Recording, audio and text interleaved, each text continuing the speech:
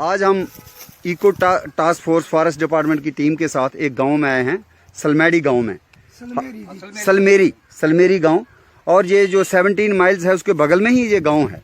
लेकिन इस गांव में आकर के गांव की पुरानी संस्कृति के दर्शन होते हैं।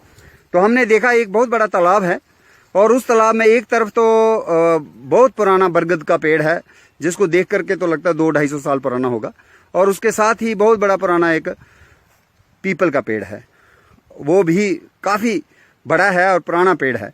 और एक तरफ तालाब है और दूसरी तरफ ये दोनों पेड़ जो हैं, जो हमारा आस्था का प्रतीक है, जिसके बारे में हमारा ग्रंथों में हमारे वैदिक काल से ही जो अश्वत्थ खास करके माना गया विष्णु का ही रूप है। और इसको अश्वत्थ संस्कृत में इसलिए कहा गया कि पहले टाइम में घोड़ों को भी नीचे बांधा करते थे, और खासकर अश्वमेध यज्ञ की बात होती थी। जो राजा छोड़ता था और जिस जिस जगह से वो गुजरता था तो वो उसका सल्तनत में आ जाती थी वो जगह। और जो दूसरा बरगद है वो भी शिव जी का भी रूप माना गया, जो ऊपर इसके देखते हैं। और ये भी माना गया 33 करोड़ देवता का निवास है इन पत्तों पे, और उसकी जटाएं जो है शिव। तो ये हमारा राष्ट्रीय पेड़ भी है। लेकिन एक और पेड़ आप देख रहे हैं सलमेरी गांव में, बहुत पुराना। ये जो पेड़ है ये भी 100-150 साल का लगता आंवला है। आंवला को आंवला इसलिए कहा गया कि अमल होता है, एसिड को कहते हैं, जो खट्टापन हो। जैसे हम खमीरे बनाते हैं तब भी उसमें डालते हैं तो आंवला पाया।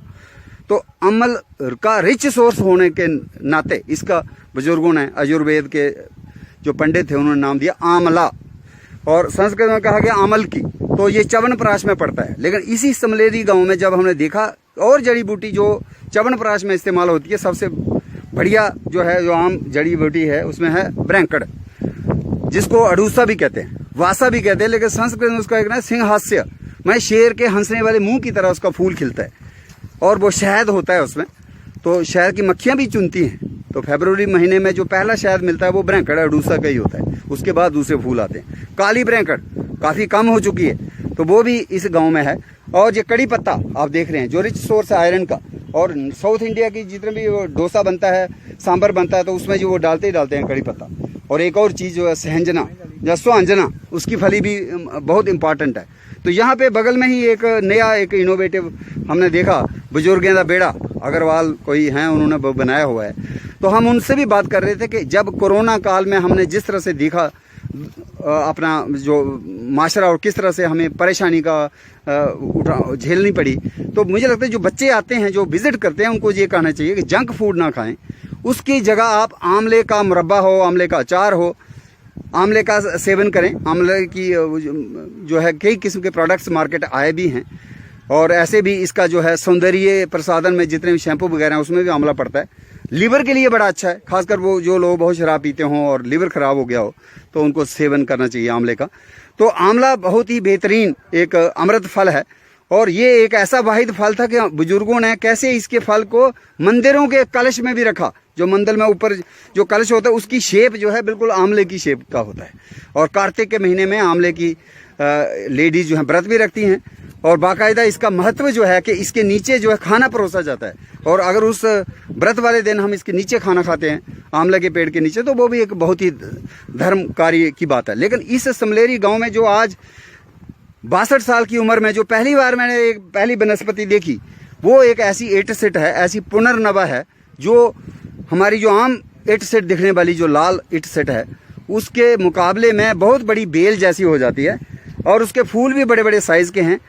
वो अभी हमने इस सलमेरी गांव में जिंदगी में मैंने पहली बार उसको खोजा, और वो उत्तर प्रदेश और वहां से तो मिली हुई है। जम्मू कश्मीर में मुझे नहीं लगता, गांव वालों को पता होगा। तो गांव वाले जो हैं अच्छे परिचित होते हैं। लेकिन जो हम सरकारी मुलाजिम होते हैं, कहीं ना कहीं हमारा जो एक संपर्क रहना चाहिए, वार्तालाप होना चाहिए गांव वालों के साथ, ताकि हम गांव वालों के उस नॉलेज को सीख सकें। और जब भी हम स्कीमें बनाते हैं बैठ करके ऑफिस में, हम उन चीज़ों को शामिल करें। तो जो फॉरेस्ट डिपार्टमेंट में अभी इको टूरिज्म की बात होती है, इको टूरिज्म ऐसी जगहों में होना चाहिए जहाँ तालाब हों, जहाँ प्राचीन पेड़ हों, जहाँ पे ऐसी मेडिसिनल जड़ी बूटियाँ हों, जहाँ के लोकल लोग आपको नाम बता पाए उन। और जो भी बाहर से बच्चे आते हैं, मुझे लगता है बहुत से बच्चे ऐसे होंगे जिनको डोगरी के नाम भूल चुके हैं। अगर उनको कहेंगे कि आंवले का पेड़ कौन सा था, शायद नाम पहचान पाए। या ये कोकोआ क्या होता है, कोकोआ की जो लकड़ी है उसकी अगर हम चाय पीते हैं, गठिया के लिए बढ़िया है। तो लोग चाय पीते भी हैं, जैसे गूल संगलदान, रियासी, रामनगर, उधमपुर के इलाके में कोकोए की चाय भी पीते हैं, लेकिन उसका फल भी खाया जाता है। कोकोआ बहुत है, लेकिन बच्चों को शिनाख्त करने में बहुत दुश्वारी पेश होगी, नहीं पहचान पाएंगे। तो सलमेरी गांव की जो एक मुझे लगा सांस्कृतिक झलक है, उसके लिए ही हम इस गांव में आए थे। और यहाँ के बुजुर्ग जो हैं, इनसे हमने बहुत कुछ सीखा और बहुत अच्छा लगा इस गांव में आके। लेकिन जो तालाब है, इसके इर्द गिर्द मुझे लगता है प्लांटेशन की ज़रूरत है। तो हमारे साथ डीएफओ हैं अश्विनी कुमार है, मैं इनसे बात कर रहा था कि कुछ औषधीय पौधे जिसमें बेल हो सकता है, सीताशोक हो सकता है, आंवला, हरड़ का भी 1-2 लगा सकते हैं आप। ऐसे पेड़ जो हैं और लगाए जा सकते हैं। इसकी एक तरफ अभी जगह खाली है। और पंजफुल्ली जो है, लंटाना, बहुत यहाँ इसकी एरेडिकेशन का भी थोड़ा बहुत होना चाहिए, क्योंकि ये बिल्कुल, और कांग्रेस जड़ी जो घास है वो भी अच्छी नहीं है। और इसलिए मुझे लगता है बुजुर्गों के साथ बैठ करके जो हमारे फॉरेस्ट का जो अमला है, नीचे वाली टीम जो है, आकर के इनकी सलाह के साथ साथ कुछ हम अपना जो है इंटरवेंशन करें और जहाँ का जो माहौल है इसको और खूबसूरत बनाएं।